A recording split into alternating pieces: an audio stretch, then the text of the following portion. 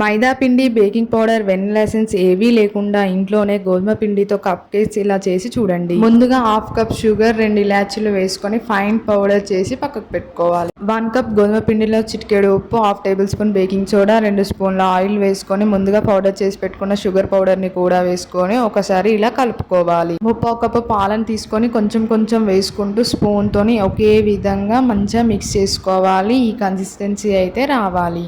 4 glasses అయితే తీసుకున్నాను. ఇందులో కొంచెం ఆయిల్ వేసుకొని గ్లాస్కి మొత్తం ఆయిల్ అయితే రాసుకోవాలి. ఆ తర్వాత కొంచెం గోధుమ పిండి వేసుకొని డస్టింగ్ చేసుకోవాలి. గ్లాసెస్లో హాఫ్ కప్ కేక్ బ్యాటర్ని వేసేసుకోవాలి. ఇలా అన్ని గ్లాసులలో వేసుకొని ప్రీహీట్ చేసుకున్న కుక్కర్లో ప్లేట్ పెట్టుకొని 4 గ్లాసెస్ అయితే పెట్టుకోవాలి.